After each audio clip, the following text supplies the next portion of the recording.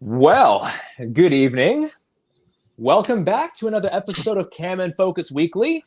I am Cam of Cam and Focus, and with me over here on left, right, whatever that direction is, I don't know It's how it me. registers with this. It's a me, Mario. Is Mr. Andrew. How are you doing this evening? I'm doing good. How are you? I'm doing okay. It certainly was not a long enough weekend. I could have done with another, 4 or 5 days, but it is what it is.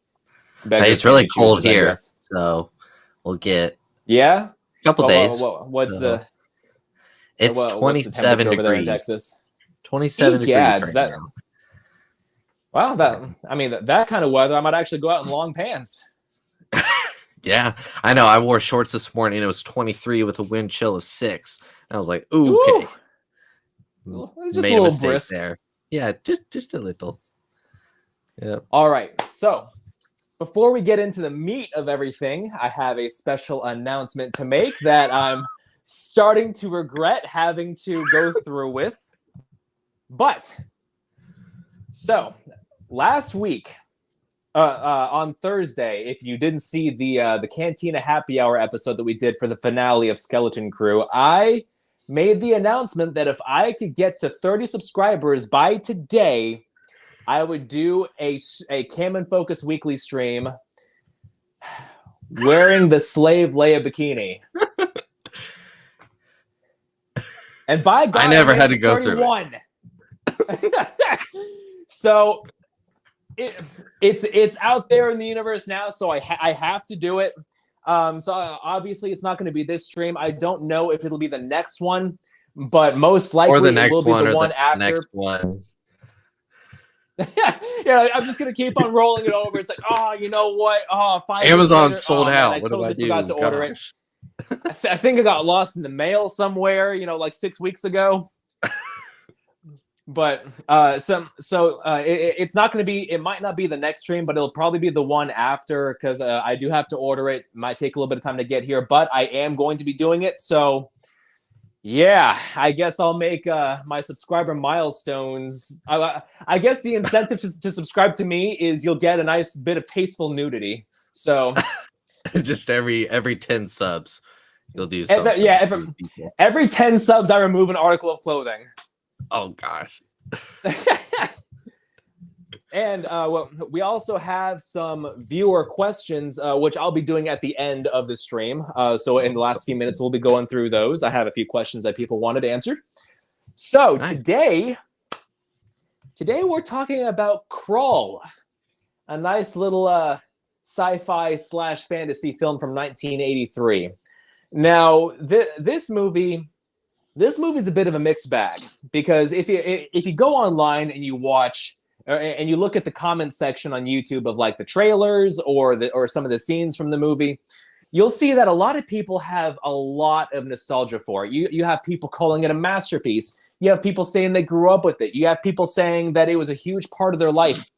And me personally, I saw it once before, and it was back when I was a teenager. I think I was like 13 or 14, and I was just starting to get into the older movies. Like around that same time, I had watched Alien, I watched Judge Dredd, I watched The Goonies, I watched Gremlins, all kind of within the same time frame. Classic 80s right there for you.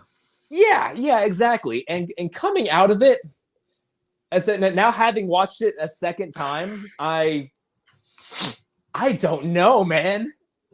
I don't know what to make of it. But we'll get into that in a second. Andrew, had you ever seen this movie before? I had not. This was also a first-time watch for me.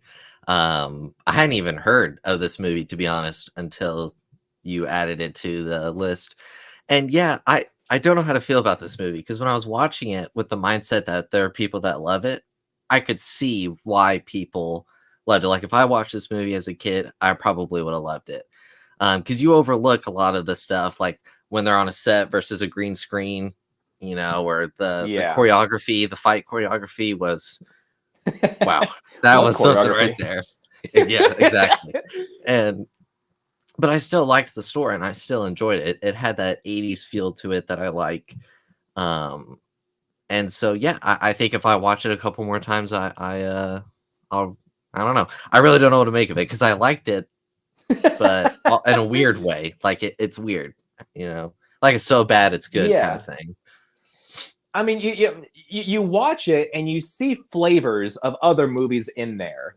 You know, I watch it and I'm reminded of like The Princess Bride. I'm reminded Yeah. of Star Wars. I'm reminded of like it's just a lot. There's a lot in there, and it's kind of tough to tell, you know, what this movie inspired and what was inspired. No, what this movie inspired and what this movie took inspiration from. So it's kind of a mixed bag all around. So the basic the premise of this movie is it takes place on this planet called Krull. Now, what is Krull? Who knows? It's a planet. It's a planet that looks exactly like Earth. It has humans. It has horses. It has all manner of Earth-like flora and fauna. And it has been invaded by this race of aliens called the Slayers, who are ruled over by this entity called the Beast. Super And creative they names arrive right there. Exactly.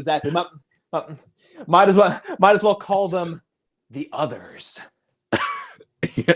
So the opening of this movie shows the Slayers arriving on Krull. Now, I just want to say, well, you have this shot of this planet, and the asteroid they arrive on comes into view.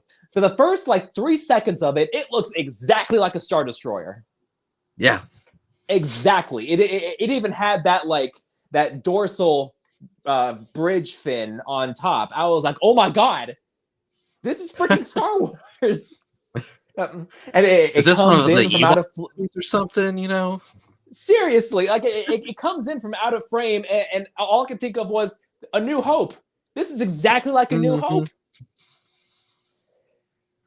But it comes through with this epic fanfare. The score was the score was the one of the highlights for me. Yes, composed by James Horner, very well known among film composers, and so something about his score that I kind of enjoyed was even in the quiet moments, if it's someone just walking through a hall, it's still a booming freaking fanfare. I know. It's like Lord of the Rings when they're walking by the boulder rocks and it's like epic music. And it's like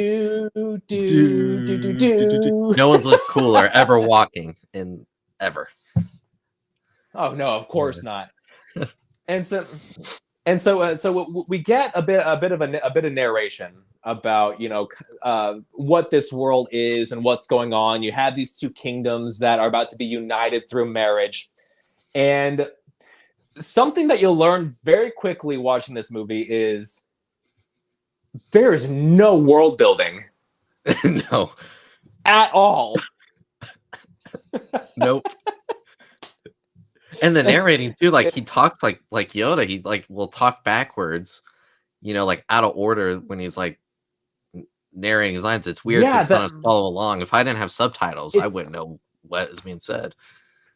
It sounded like they tried to make it sound like super archaic, but it just came off like I'm watching an 80s movie.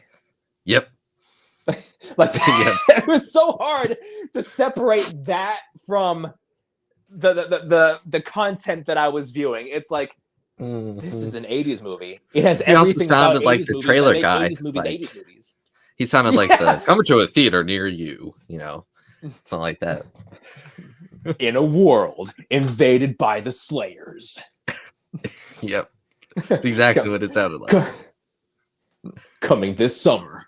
Witness the excitement, the adventure, the glaive of Krull. We'll get to the glaive in a minute, but we're introduced to the main characters, the Princess Lissa, and the main character. I think his name was Colwyn or something like that. Cool. Yeah, something like that. And I don't know if you noticed this too, but not one single word of dialogue out of Lissa's mouth was her real voice. Not one word. Wow. every bit of it was ADR. Huh. Like I guess I just wasn't paying attention. Oh man, like there were times where it was like egregiously obvious, like the scene where she's in the Black Castle talking to Oh the yeah. Beast, and he's telling her, I can take whatever form I want, and he takes the form of the main character, and she says, "Oh, that's not love. If you watch her lips, it's not even close." It's like Madam It's Web not level, even close. I actually went back and rewatched that one moment a couple of times. I was like, "Oh my god, how did that make it into?"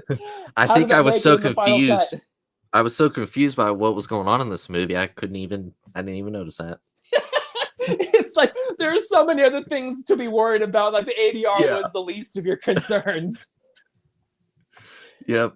But I'll have to go back and look at that now and see if I notice it. Oh man, yeah. Just watch that one moment, and it's so perfectly awful. But so what? Yeah, we learned that Lissa and Colwyn.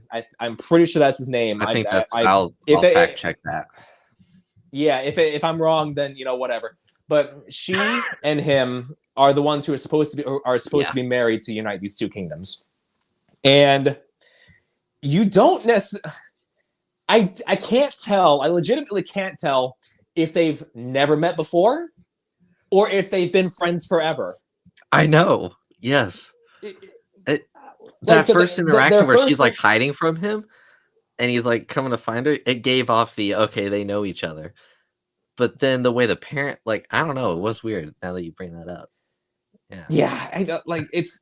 I legitimately could not tell. And she says, "Oh, well, it looks like I made the right choice." And he gives her the little up and down. He's like, "I think I did too." And he's definitely marrying her for her personality, Yeah, right. Well, it's like did you ever see the Swan Princess? Like the animated movie, The Swan Princess from the 90s? I might have. I'm not sure. So the main character, the main character is Odette. She's the Swan Princess, and she's talking to the prince about, you want to marry me? What do you love about me? And he says, "Oh, you're beautiful."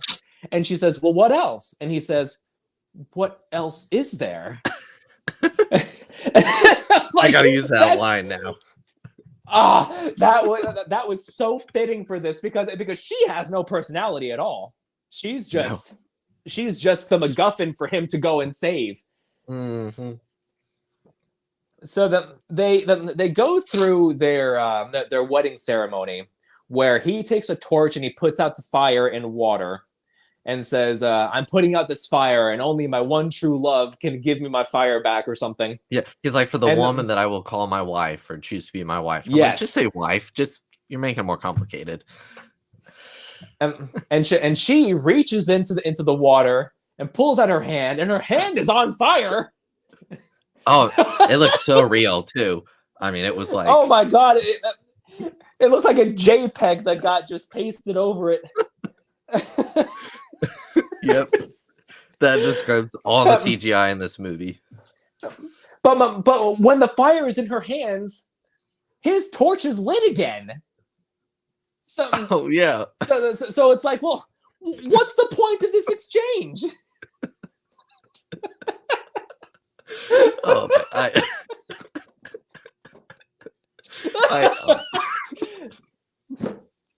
don't know. Oh god. Oh man. We could just do a whole episode on just laughing at everything about this movie. Just the silliness of this movie. But I'm not gonna lie, as silly as this movie is, as much of the stereotypical 80s movie this is, I couldn't help but just be charmed by it. I enjoyed it. Yeah. I was endeared in a very strange way, like in a way that I can't really put into words. I was like, okay, despite my misgivings, I think I'm on board with this. Yeah, I mean, like I said, I thought the fight choreography was silly in some of the scenes. Oh yeah, but it was still a fun time. Like it was still a good watch. Like I would definitely probably watch this again in a few years when I forgot everything about it and I go, did I watch this movie? I don't know. Let me see. And so, yeah, it has its moments. So, It's like so Shrek in before they space. can, How can you not like that? I mean, come on. oh my God, it is. That's such a great analogy. So, so before they can complete their marriage ritual or ceremony, the castle is invaded by the Slayers, and they come in with their it's like a mixture of swords and rifles. It's like one weapon is a sword and a rifle. Yeah. And they just come in and they just annihilate everybody. And it was honestly kind of cool to watch. These guys in this imposing black armor come in and just start shooting everybody. And Colwyn is, called into battle. He draws his sword and he engages them as well. Now, this movie really hammered home that this is a mix of science fiction versus almost like high fantasy. Yeah, kind of like it had a little bit of like Willow feel to it, almost a little bit. And I was thinking like Templar Knights in space. That's kind of the vibe that I got from it.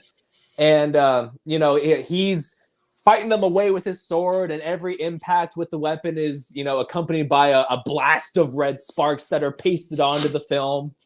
Yeah, and they have this weird shriek noise. It's like yeah, something like this animal like comes out of their head and goes into the ground, and I'm like, what the heck? Yeah. It's like, are they worms? Yeah, yeah. I got like he kills one, and yeah, like something slimy just comes slithering out and disappears. I'm like, is that ever going to be brought up again? Nope. No. Okay.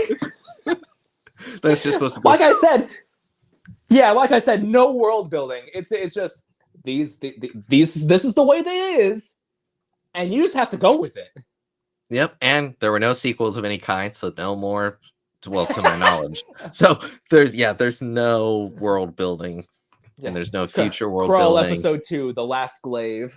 Krull Episode 3, Revenge of the Beast. Oh my gosh.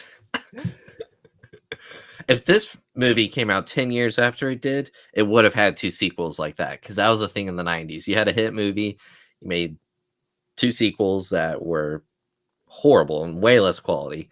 So it was just a little bit before that. Yeah.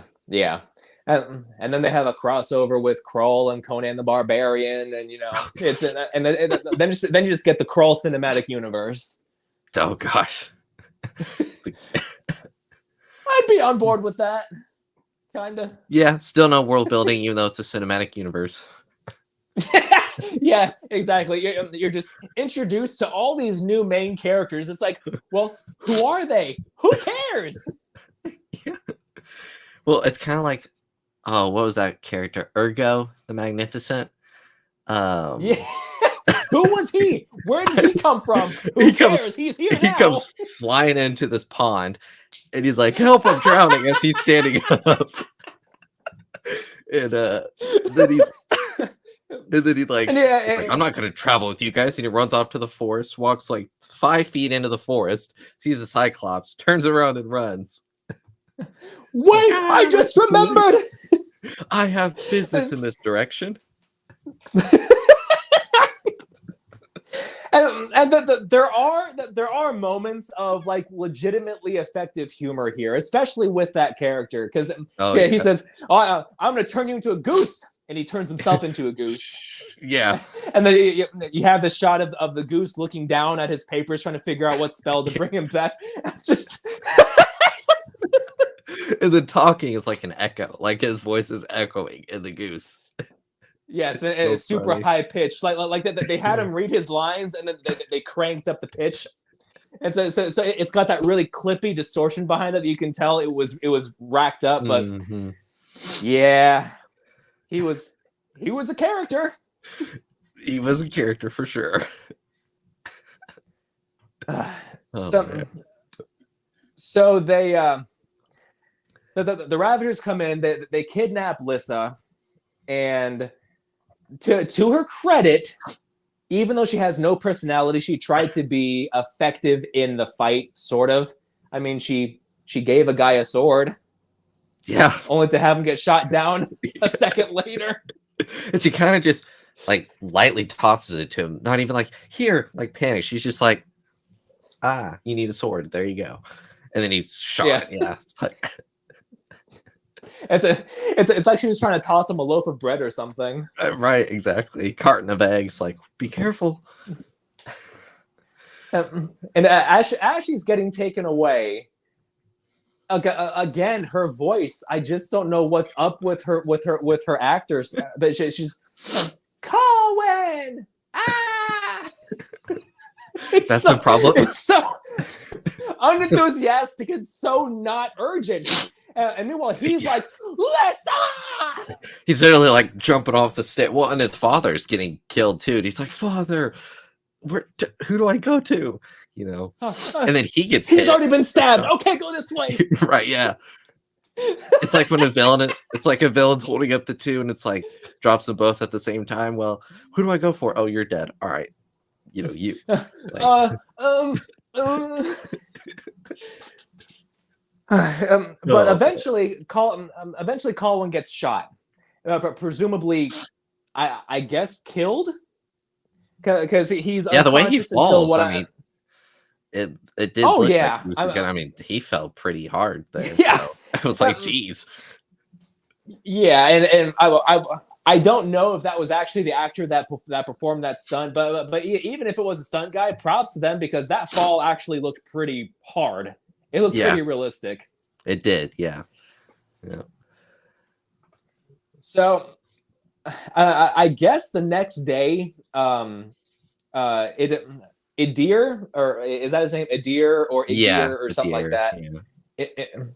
The elder comes by. Now, where's he from? We don't know. Oh wait, no, we do. Yeah, know. well, he's the Granite Mountains. That's right. What are those? Mountains? Why are they special?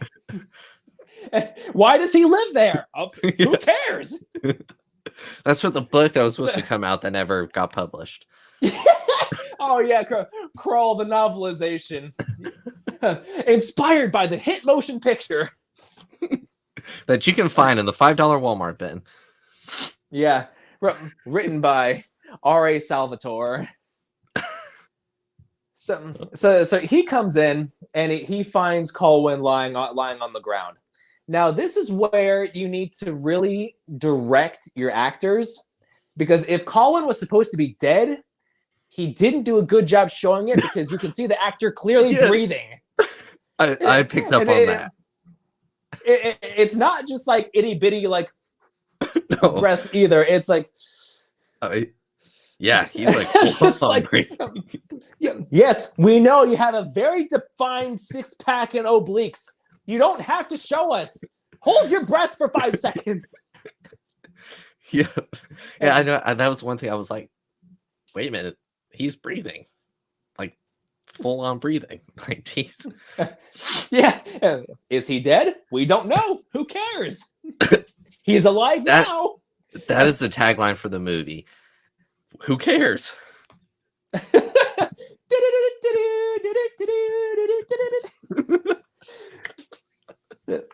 So Idir puts like toothpaste on a rag and puts it over his wound. Now, and he did it so neatly. Dead, he was like making sure it was all even and everything. And, oh yeah, the sets were loud, by the way. Because when he clicked that like thing shut, it like echoed really loud. I was like, did y'all have no like sound control at all? Like, surprised we didn't hear the director yell cut. Yeah, exactly. The shot starts and you still hear the clapboard echoing in the background. See, he puts this toothpaste on a rag and sticks it onto Colwyn's shoulder. And that was like a defibrillator right there. He just jerks right away. Lisa! Where is she? Where's Martha? You know, like Batman. Where are they? And the old Hadir's like, calm yourself. And he's like, where is she? He's like, I will tell you in a minute. It's like, okay. He's like, out of your reach. It's well, Yeah. that's encouraging. How do you know that, by the way? That's nice to hear. Again, who cares? Something he tells Colwyn, he's here looking for a king to embark on this quest to save Lissa and stop the beast and what. And he finds the king's glaive pendant and gives it to him, which initiates the most realistic crying ever performed on film. Absolutely Oscar-worthy crying right there. And I'm watching his face, and it's like he's trying not to laugh. Yes. It's like, you haven't lost your father and your bride on the same day. Oh, man. It's like, yeah, it's like a kid that's laughing, but they're trying to cry to like whatever. Yeah, it was special. It was something. Yeah, exactly. That's exactly what I was reminded of too. It's like a baby who's throwing a tantrum, but you get the baby to laugh, and the baby laughs and then remembers they were still throwing the tantrum. Yeah. And they start crying. So it's like switching back and forth. My mom always said, you can't be laughing and crying at the same time. So one is fake. You're either fake laughing or you're fake crying. Obviously, your mom was wrong because this guy did it perfectly. That's true. I got to show her that and say, Mom, it's possible. See? Look at this. Very convincing. How was he not nominated for an Oscar? I don't know. That reminds me. Did you see that news about the Oscars and the voters? No, I didn't. So I don't mean to go off on this, but there was rumors that apparently someone asked someone that used to work for the Oscars, how do they all watch all the movies that are nominated and yada yada yada, and that person said that they don't. They just watch the movies that like people they knew were involved in or something, and it's caused this whole thing of like people that are nominated, like all these foreign films that are always nominated, or films no one's ever heard of that are nominated. Yeah. Versus like a Dune Part 2, or you see a superhero movie that makes $2 billion at the box office. It's like, well, obviously people like that movie. They went to go see it. But yeah, it was just interesting to Variety put out an article about it. So anyway. Yeah. and honestly, I can say that I'm surprised by that. I mean, like every year, good films get snubbed at the Oscars.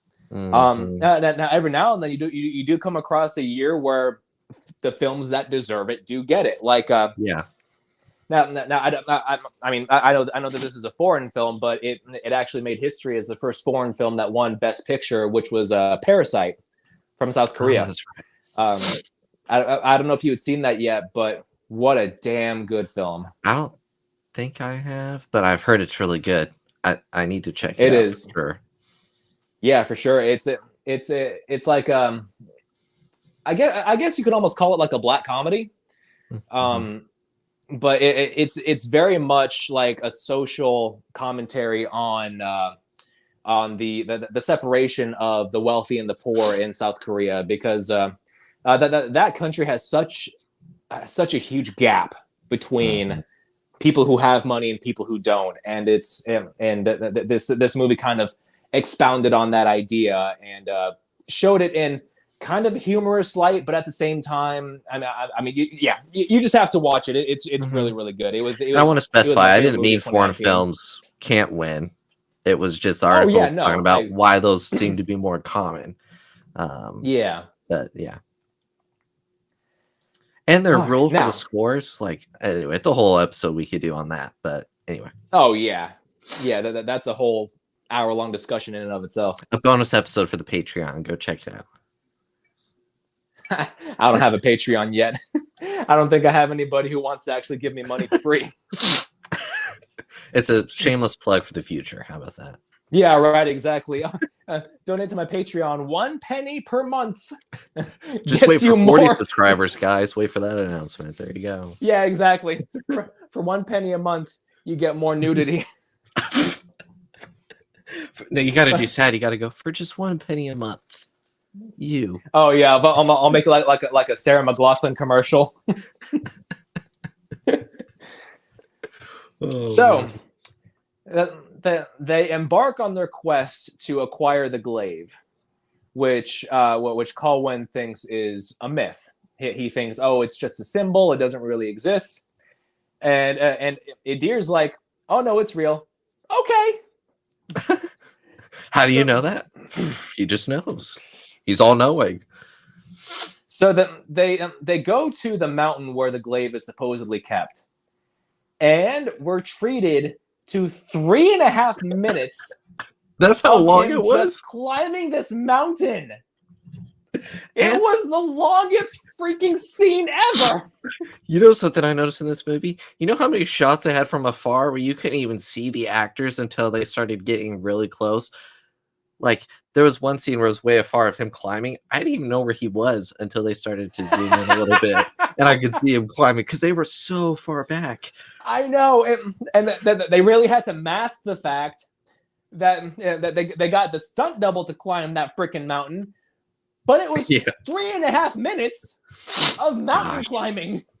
I didn't even realize it was that long. Jeez. Oh, man. It was going on for so long. I actually went back and I looked. He starts up there at like 20 minutes and 50 seconds in the movie. And he gets to the top at like 24 minutes and 40 seconds. Jeez. I'm like, oh my God. They had to they had a time quota they had to get to. So they had to make the minimum feature film runtime, even though this movie still ended up being 2 hours long. Yeah. But he finally gets to the top, and the glaive is just right there. But not just right there, at the bottom of a pool of lava. Did you notice when he first puts his hand in, it catches on fire, and then the next shot, it's not on fire? Yes, I noticed that, and I was like, oh my God, is he actually just going to dip his hand in here? And he does. The glaive, which is protected pain by expressions either. Yeah, I mean, he just puts it in there. He's like, he's just like, I have the power. Ooh, babe, you make it hurt so good. So, but you know, I mean, they really pulled all the stops to make sure this glaive was well protected by this lava that doesn't burn anybody. I guess they figured who's going to climb 4.5 minutes to get to this, thing.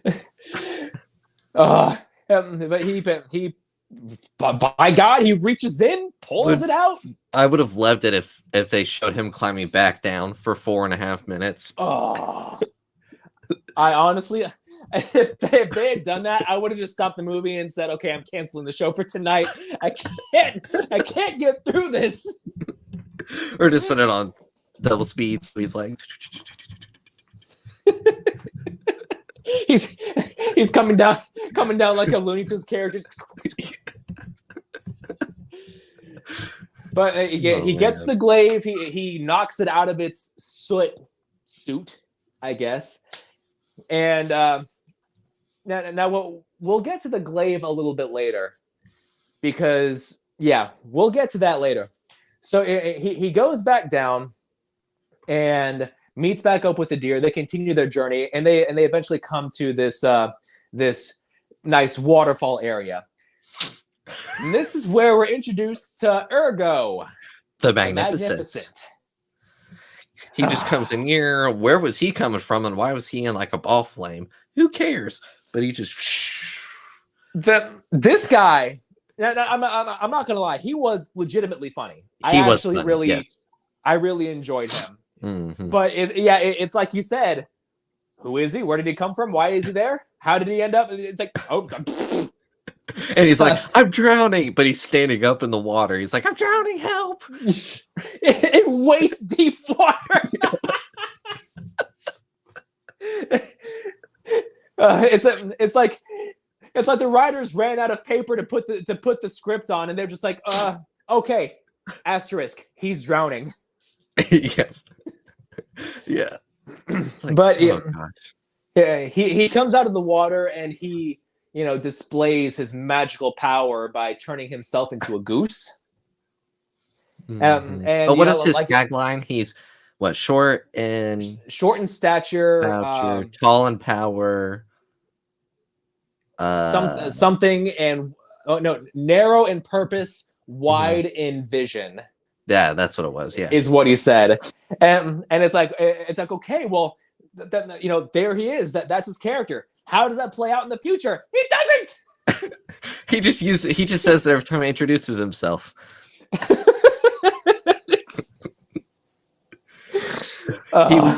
He's like Bob Vance, Vance Refrigeration. Bob Vance, Vance Refrigeration. Bob Vance, Vance Refrigeration. Bob, like wacky waving inflatable arm flailing tube man. Wacky waving inflatable arm flailing tube man. But he decides he's going to try and go off on his own instead of following Colwyn and Idir. And he walks off into the woods. He sees the Cyclops just standing there. But he walked like 5 feet into the forest. Like, it's not even that far. It's like the set was blocked off. Here, they only built like maybe 10 feet. Yeah, they couldn't bring it out too far. Otherwise, you'd see like the studio in the back. You'd see like the boom mic hanging over him. Yeah. But he sees the Cyclops, gets scared, and decides to join them on their journey. And they continue onward, and they enter this rock quarry where they're accosted by bandits. But the walking was so loud in this scene, like the echo. I don't know if you caught it. I did. Oh, okay, because I was listening with headphones. I was like, oh my god, how did this make it past editing? I mean, all the walking in the movie, like anywhere they walked, it was like on rocks. It was like crunch, crunch, crunch, crunch. I'm like, I get some sound, but it was so loud. It was like, oh. Did nobody know how to use Audacity back then? But then they're accosted by bandits who, as it turns out, are prisoners who escaped because they still have their shackles on their wrists. Now, I don't know if you noticed, but one of the bandits is played by Liam Neeson.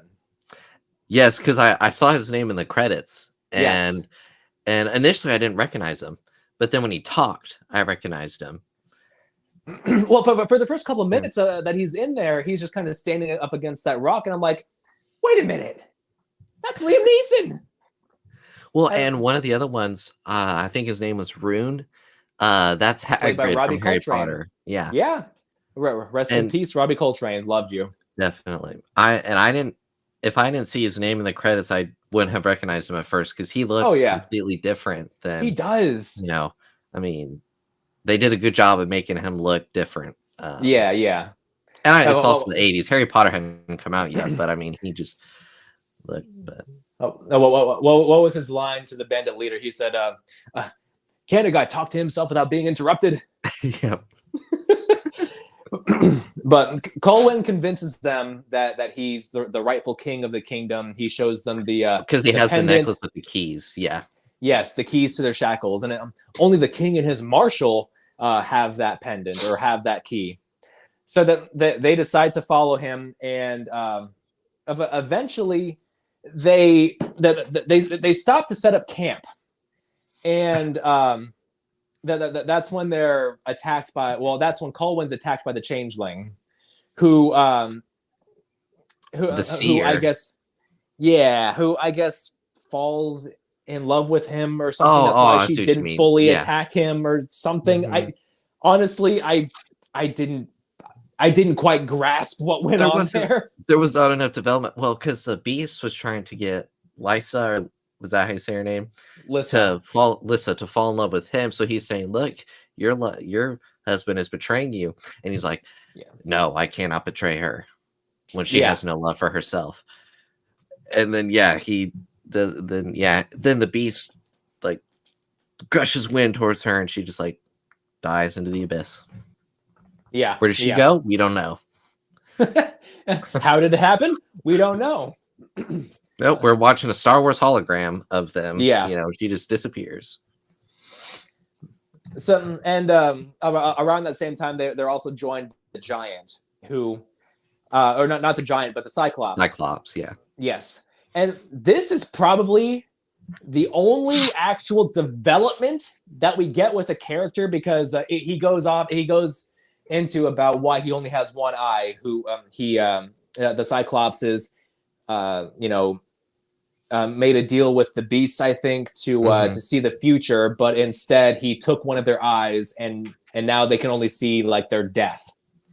And so, and I was like, okay, there's some lore. There's some And building. if they skip out on their death or prevent it, then they'll have punishment and torture for time. But yeah, I thought that was neat that we actually had some kind of development there. Is there more? Nope. That's where it ends.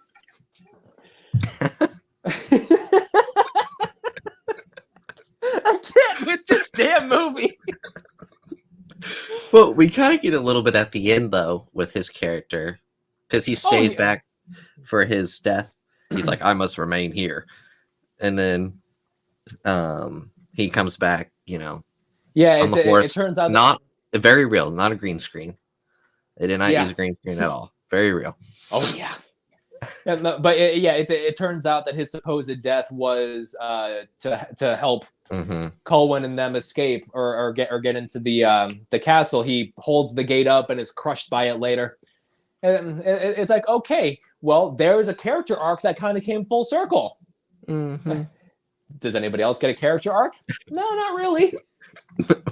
They don't even like make it up. They just stay like this the whole time. There's no They just and so they realize that the Black Castle where the Beast is, it teleports to different locations every so often, and so in order to figure out where it's going to be next, they go and meet the widow.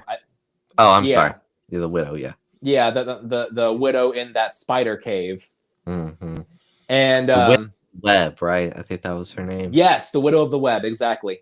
And this is where Idir makes a deal with her to basically give up his own life to get the information about where the castle's going to be. She turns over the hourglass, which starts like his countdown, I guess.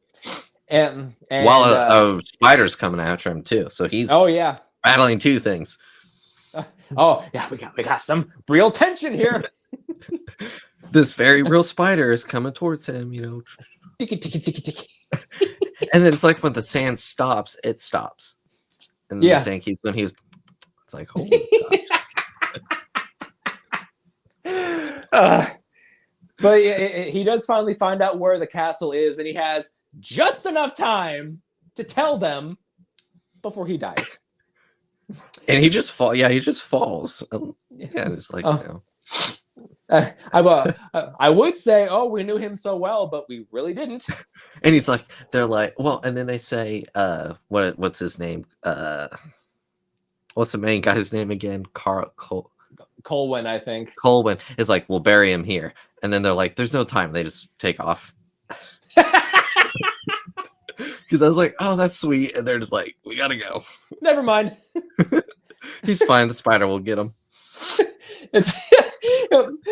I love that drastic 180. Well, it's like so there is there's a YouTube series. It's an old one. It's not being made anymore. Called World Doctors, where it's super terribly animated, but it's supposed to be that way. About two guys. They're both named James, and they're doctors, and it's absolutely ridiculous. It's hilarious. You should watch it. But there's a scene. There's a scene where they're running from somebody, and one of them breaks their leg, and he says, "I can't go anymore. Go on without me." And the other guy says, "I can't do that." And the guy hops back up and says, "Okay, let's go." I just looked it up. And it looks just fine. It's one of those where the animation is supposed to be terrible. Okay. That makes sense. It's so funny. But in the dialogue, and that is just so fast, but it's so funny. But yes, that describes this movie perfectly. It just does 180 every scene. And you don't know. You also, it's like one scene will be what we talked about earlier, very sci-fi, and then the next scene is fantasy, and it kind of goes back and forth with that. And yeah, it's I don't even know how. If someone asked me what this movie was about and how to describe it, I don't think I would know where to start because Yeah. You'd have to pull up a graph. exactly. It's like okay, well, this part is this thing, and this part is this thing. You probably could describe the whole movie in like 5 minutes, if that, and be like, "That's the whole story." There you go. So yeah, it's like it would take you 5 minutes to describe what the movie's about. It would take you another 5 minutes to describe what the movie is. There you go. Those are two very different things. Yeah. Oh God, it really is. But they finally make it to the Black Castle, and they go in, you know, swashbuckling, you know, fighting through everything to reach Lissa. They finally find her, and this is the big climax where we see the true form of the beast. And it kind of looks, which is not like as big as I thought he would be. I mean, he just looks like I don't even know, like clearly like a not an animatronic, but like a stop motion kind of puppet thing. Yeah. Where like he's really like this tall, but they shoot him from this angle. Yeah, you know. I was kind of reminded of like the old school Godzilla, like the old school Godzilla where it was still stop motion. Or if you've ever seen the Curious George movie, he's going to find this like big like crystal emerald in like this jungle, and it looks like it's really big, but when he gets up to it, it's like this big. So yeah, that sounds about right. Now, this is supposed to have been where the glaive is the most important thing, because they hype up the glaive as being, you know, the ultimate weapon that can kill the beast and can save the world. He stabs the beast with it once and it doesn't even work. Yeah. So what kills the beast? The fire from his marriage ceremony. The fire that we use to announce our vows can be used as a weapon too. And so he gives him the good old, you know, Sieg Heil right here and just shoots fire at this thing.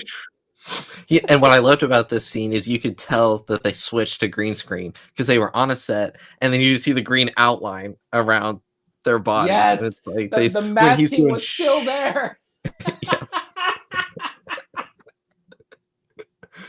I mean, and I love that when he got the glaive in him, and he just keeps putting it in like, and he's like smiling too. He's like, oh yeah, this guy can't stop smiling. Dude. I know, like you're just happy all the time. He could not stop smiling throughout the whole movie. I feel like if he had like an hour and 45 minutes of screen time, an hour and 30 of that was spent smiling. Yep. But you know, the fire kills the beast, and you know they escape the castle, and they're all out in the field, and he announces the bandit leader as his king's marshal, and they all lived happily ever after. And they did the classic, they're walking off and the credits roll. Yes, exactly. Yeah. And now here's the thing. What is he now a king of? Because everybody in his castle was killed. And what are they going to use to get back? Like they're just going to walk to... I didn't even think of that.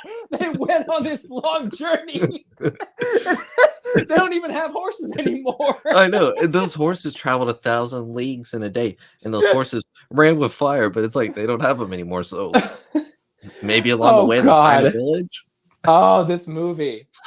I wonder. I want to see what the budget was real quick, because I thought some of the sets did look cool. I'm gonna take a guess and say that the budget was $8 million. Let's see. Okay, hold on. I'm gonna have to do a little bit more deep diving because it should be on IMDb. Okay, let me go there. Yeah. Sorry for the whoa. Maybe this is adjusted for inflation. It's saying 47 million. What? That could be adjusted for inflation though. That may not be what it was in the 80s. Those scenery shots must have been really expensive. Or yeah, that's budget. Let me go to IMDb just to verify that. But that's probably inflation. I highly doubt that was 1983 money because Right. where did it go? Let's see. Half the budget Okay. went to that mountain climbing scene. So opening weekend, it grossed over 5 million, which was Okay. decent. Its gross worldwide was 16.9 million. Okay. Well, for the 80s, that's fairly respectable Yeah, numbers. and the budget's saying 47 million. So that might, I guess that's 1983, 47 million. Interesting. That's like 250 million today. Yeah. That's like Assuming that's not adjusted. I don't know if that's adjusted or not. yeah, interesting. Well, it's a movie. It is a movie for sure. And you know what? With how much fun I've had tonight, I think I'll be watching this again. Not soon, yeah. but at some point. Yeah, and you know, looking back on it now, I didn't quite think about this so much as I was watching it, but looking back on it now, there really isn't a story. It's just kind of a sequence. It's just a sequence of events where it's like they're here and this thing happens, and then they go here and this thing happens, and then they go here and this thing happens. The story can be summed up as guy goes on a quest to save his wife. That's it. Yeah, exactly. Yep. And it's weird. So I watched it on Tubi, and usually the ads are not that often. For whatever reason on this movie, the ads are every like 10 minutes. Really? And it was super annoying. And so it made the movie go longer, but usually it's not like that. Usually it's maybe every 20, 30 minutes. But yeah, it was definitely a it was weird because it felt long, but also fast at the same time. And I think it's because there wasn't a lot to process. So just like I said, it was just like boom, boom, boom, boom. And they never really stayed anywhere that long. I mean, it was like something horrible would happen. And then it was like, okay, we're just going to go here now. It's so. And all that freaking baloney at the beginning about, you know, two kingdoms have to be united by marriage. It's like that ended up not mattering at all. No, the kingdom was destroyed. Yeah, exactly. And you know, you could argue, oh well, you know, the beast wanted to marry Lissa to unite their kingdoms, but it's like, why the hell would he care about uniting kingdoms? And they tease their son will rule the galaxy, but she's not even pregnant. Like they haven't even been together long. This is like, I mean, so that doesn't even add to the stakes. And this is the first time, especially if it's the first time they've met. Like, okay, like they talk about the prophecy at the beginning of, you know, a girl with an ancient name. It's like, Lissa is an ancient name. I guess because the old lady, the widow of the web, had the same name. Yeah, but she's not even that old. Like, it's not even ancient. Like, no, it's not. And then yeah, and like you said, oh, and their child will rule the galaxy. It's like, first of all, they don't have a kingdom anymore. Second of all, how the hell are they getting home? Third of all, they don't have any spaceships. How is their kid gonna rule the galaxy? Are they just gonna pull out, you know, a freaking Apollo 11 out their butts and launch it up to the moon? I mean, come on. If this movie was directed by Michael Bay, when they're walking off at the end, she'd be like, Lisa would be like, oh, and they'd be like, what's wrong? She's like, I felt a kick. What I've done. Oh, it's like God. She's pregnant. How she got pregnant, I don't know. The beast. Oh man, yeah. This movie's a trip. It's somehow about everything and also about nothing. It has no world building. It has no character development. But somehow it's the most fun I've had with a movie in a long time. I think this is probably the most fun I've had with a movie on this show so far. So. Well, that's good. Yeah. I'm certainly glad to hear that. Wait. Well, The Mummy was pretty fun. Yeah. But this one, just with how silly it is, it makes it funny. Like, I gotta go back and look at the ADR because now that you've said it, I'm gonna notice every scene she's in. But specifically watch the one where the beast takes the form of Colwyn. Mm-hmm. Oh, I'm surprised I didn't notice it. I guess I was just taking everything else in. I was processing nothing and somehow was just overlooked it. What up, Dingus Den? Why are you all so Krull? Who Because cares? this movie is Krull. Because this movie is Krull. Wait, we can't even give him that development. We just have to say, who knows? Who cares? Well, We have had no development in this. Why am I like episode. this? Moving on. Yeah. That's a part of the script that I didn't write, so sorry. Yeah. If I just fell over for some reason, Cam would be like, "Oh well, next scene." You know, How did he kick die? him backstage. Who knows? Who knows? But I'm gonna kick him backstage just because. Well, wait a minute. Is he supposed to be dead? He's still breathing. Did this movie did Krull things to y'all? It did do very Krull things to me. Where did this movie touch you? Right in my Krull. Yeah, right here. It really hit home, especially at the end. Yes. The prophecy was all fulfilled. the emotions. All the emotions. I had as much emotions with this movie as Core. I keep forgetting his name because it's Colwyn. Cole, because it's spelled different. Like it's like a name I know, but it was spelled different. So I just It's like Colwyn, I think. Yeah, I had as much emotion as he had in this movie. I had by the end. So just a big smile on your face. Got it. Okay. Yep. For the whole hour and a half, 2 hours, I was going. Why are you smiling? Who cares? I don't know. So I'm not gonna try and give this movie a numbered rating because I feel like any rating that I could give it would not be fair. Yeah, because I could if I went full critique mode, it would be low. But if I went based off of how much I enjoyed it, it would be high. So yeah, it is kind of not like 9. I'm not saying like that high, but I mean instead of like a 5, I might give it a 7. You know. Okay, well that's fair, I suppose. I guess I'm kind of in the same ballpark because it's the exact same. If I look at this critically, but from a technical standpoint, direction, acting, writing, editing, etc. Oh, this movie's abysmal. Mm-hmm. It'd be a straight 1. But in terms of enjoyment, yeah, I had a good time with it. So yeah, I'd give it like a 7. Yeah, it was definitely glad that it made the list because I never, like I said earlier, I never heard of it. So that's the goal here. I want a lot of first-time viewings, and there's some on my list that I haven't seen yet myself. Is Battlefield Earth on there? Because I've heard that is like up there.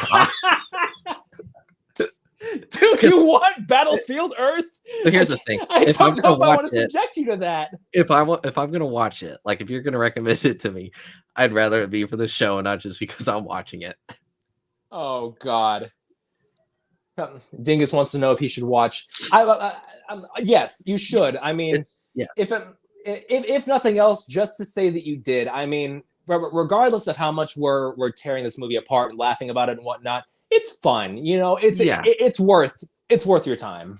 It's that fun like 80s movie where you're not going to get too much from it. No, from the movie itself.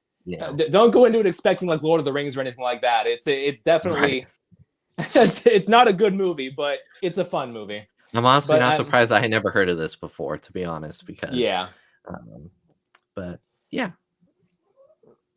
I personally tried to grade from enjoyment. Yeah, I could see that. Mm-hmm. Is the next movie decided upon? Yes, actually. So next week we are doing Willow. Oh, nice. Yeah, we're kind of going down my list here. So it is going to be Willow series next or week. the movie? The movie. Okay. Yeah, because series not available to watch, so I was like, oh. Right. Yeah. No, it is Willow next week, but we'll elaborate on that here in a little bit. So we do have some viewer questions. Nice. Here I got 3. So one from Sean. He wants to know what was a scene from a movie that moved us to tears. So. Ooh. So there have been quite a few. So sometimes there are movies where it's just like, it's an emotional moment and not really a great movie. Mm-hmm. And then there are moments where it's like, holy shit, this is like really just tearing at the heartstrings. The first one that comes to mind for me would be the ending of the movie Her with Joaquin Phoenix. One of my favorite films, directed by Spike Jonze, just a fantastic movie. It's a romance between a man played by Joaquin Phoenix, and an AI. Hmm. And it's just so well written. It's so well done. Their romance is so well realized, but there's that underlying sense of tragedy behind it all. And at the end of it, I won't spoil, what happens at the end, but man, it was tough. I've watched that movie several times, and every time I reach the end, I'm in tears, genuinely moved to tears. I gotta come up with a better answer after that.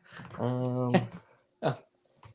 I don't know, because it's tough, because I don't cry a lot at movies. Like, I'll feel the emotion, but actually, like, crying. Yeah.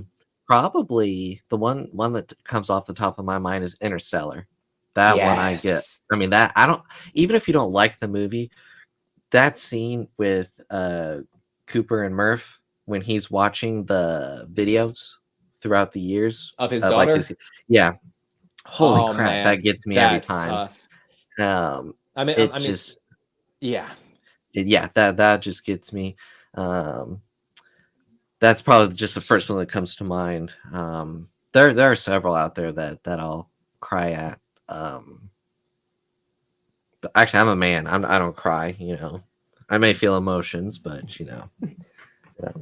You should. You allow one single tear, and that's it. yeah. Just if it gets one from this most recent year, Dune Part 2, and not and because I was in awe of what I just watched, seeing that in the theater, that last scene. I mean, man, just processing everything. It moved me. So it's not necessarily like, okay, there is definitely a little bit of sadness going on there, but I mean, it's Sure. not necessarily like a sad ending per se, in the sense of like crying, but I was moved by what I just watched. Sometimes if a movie's just that good, it doesn't even have to be sad. Oh yeah, 100%. It just, Yeah, oh, Dune Part 2 Endgame. is, oof, love it. Yeah. All right. Next question comes from Cody, who we have on here on the show sometimes. How do we feel about the amount of remakes of Superman? So, I don't really care, honestly. I mean, superhero films or comic book films in general, there's always going to be continuations of a character. Even if a character dies in one comic, there's going to be another multiverse type deal that picks them back up. So, I mean, I don't care all that much. I'm excited. I'm excited for the new Superman film. I think the trailer looks great. I know that everybody likes to rag on James Gunn, but I mean he's an accomplished filmmaker, and he's never released a bad comic book project, and so I have no reason to think he will. I mean, yeah, I think he'll do Superman justice. I think that I know that everybody's still stuck on Henry Cavill, and don't get me wrong, Henry Cavill was a great Superman. I loved him in Man of Steel, loved him in Batman v Superman, I loved him in Zack Snyder's Justice League. But he had his time that ended. Now we have to get something new, and you can be upset about it if you want, but I mean it is what it is. And despite my misgivings about how the quote unquote Snyderverse was treated in the end, I'm still excited for new stuff. Yeah, I agree. I liked Henry Cavill. I also think they've given it enough time.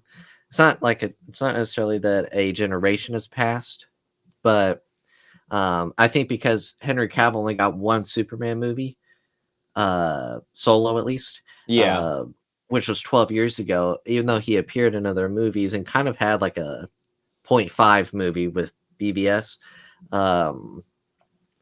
I think enough time has passed that you're gonna reboot.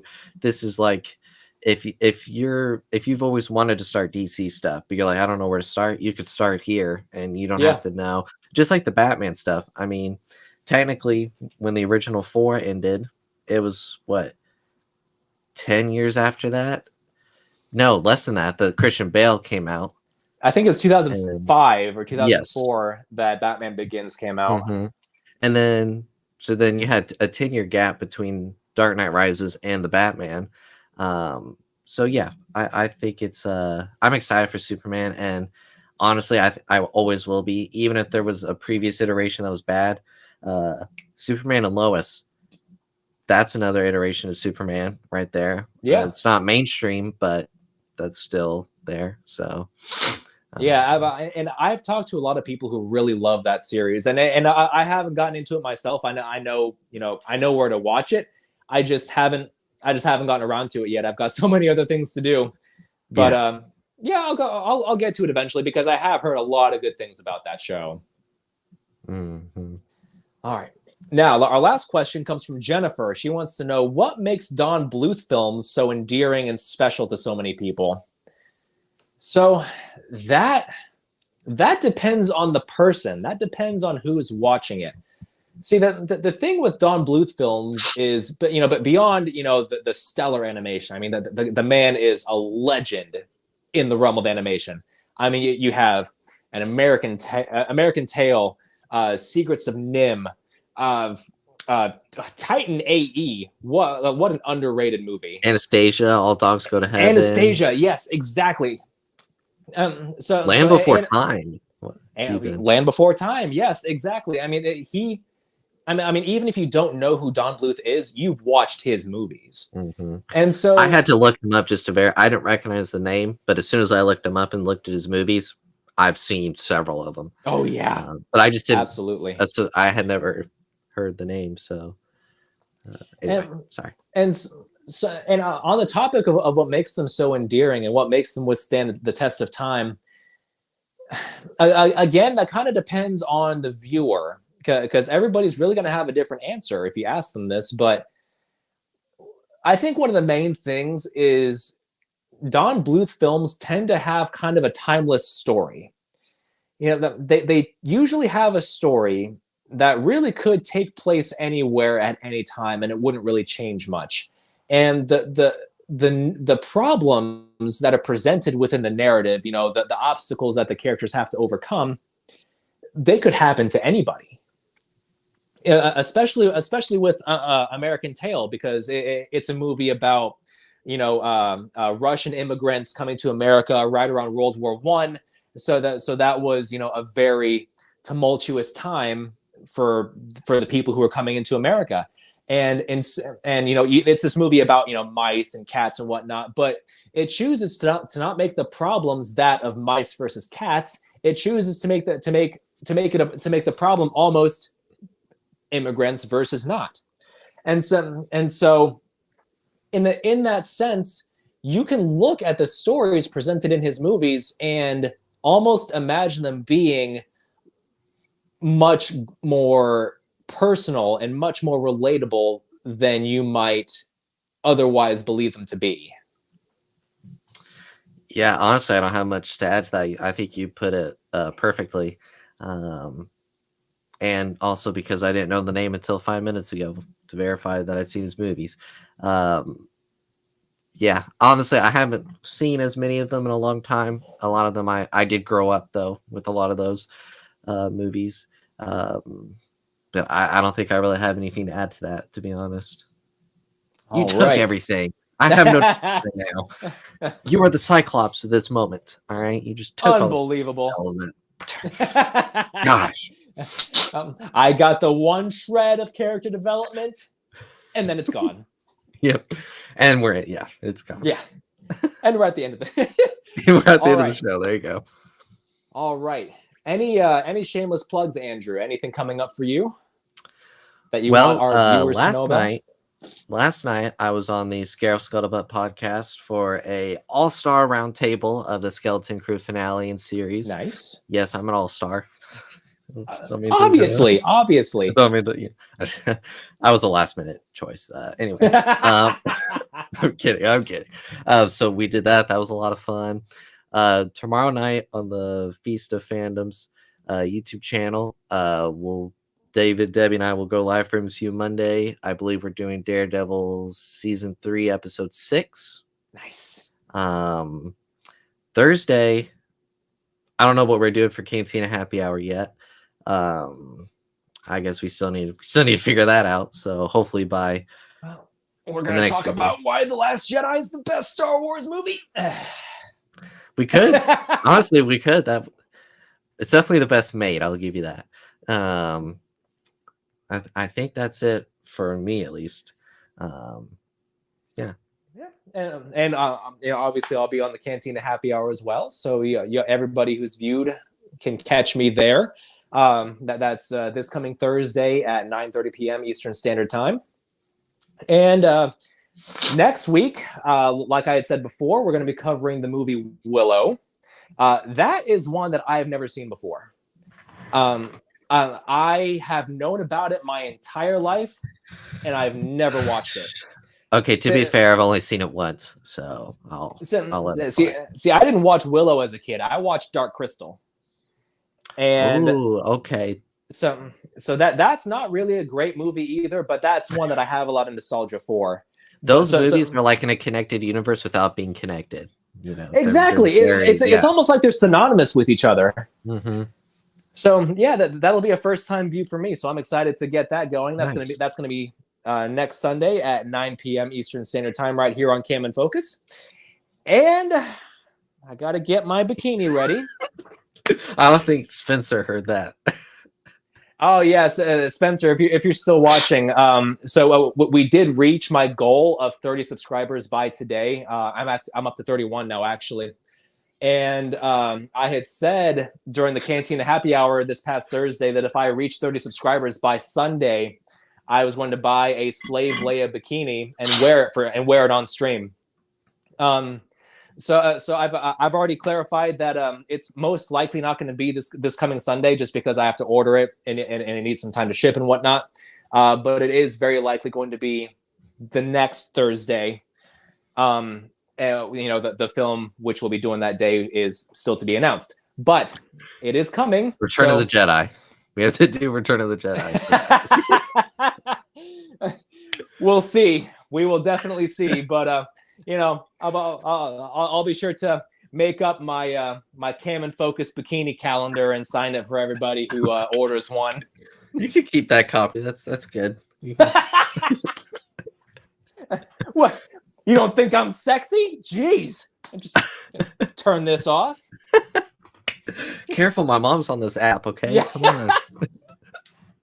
All right. Well, that'll be it.